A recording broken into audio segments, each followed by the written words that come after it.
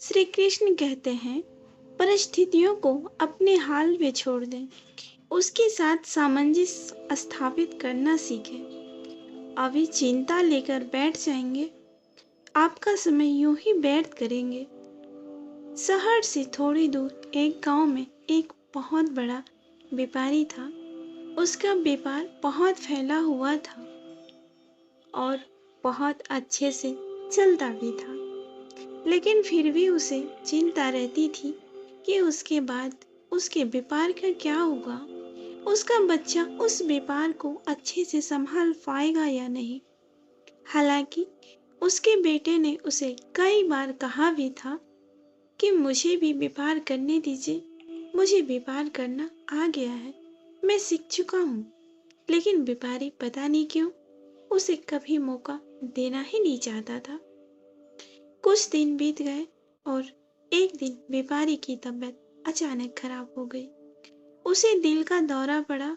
उसे आईसीयू में भर्ती करवाया गया।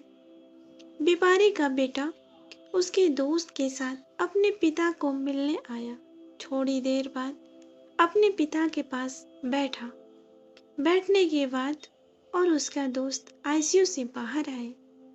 बाहर एक आइसक्रीम की दुकान देखकर व्यापारी का बेटा बोला, चलो आइसक्रीम खाते हैं। उसके दोस्त को यह जानकर बड़ा आश्चर्य हुआ कि बाप आईसीयू में है, बिजनेस का क्या होगा पता नहीं।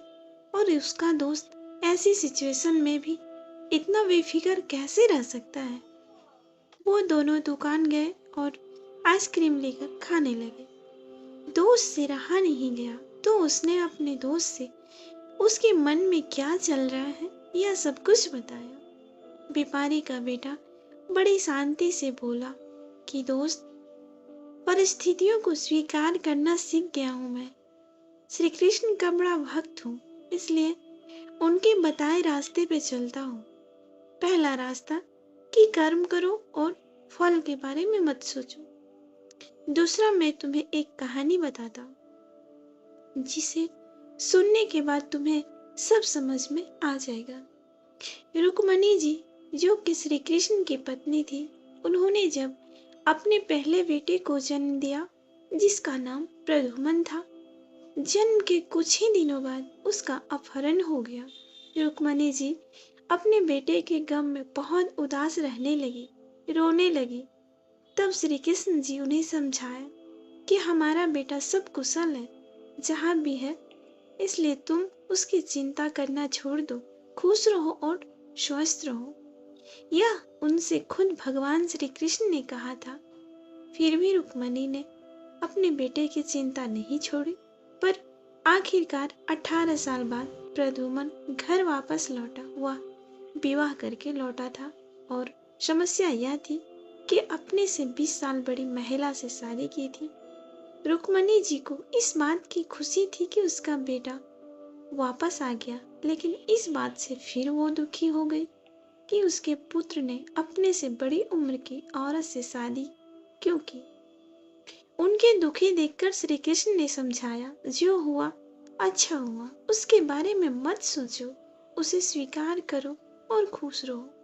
बाजू इसके कि भगवान जी ने फिर से उन्हें समझाया। रुक्मणी जी को इस बात को स्वीकार करने में 8 वर्ष लग गए। इस तरह से रुक्मणी जी ने अपने जीवन के 26 साल दुख में बीत गए, सिर्फ इसलिए क्योंकि वह परिस्थितियों को स्वीकार नहीं कर पाई। यह कहानी खत्म करने के बाद व्यापारी के बेटे ने अपने दोस्त से कहा कि मैंने परिस्थितियों को स्वीकार करना सीखा है।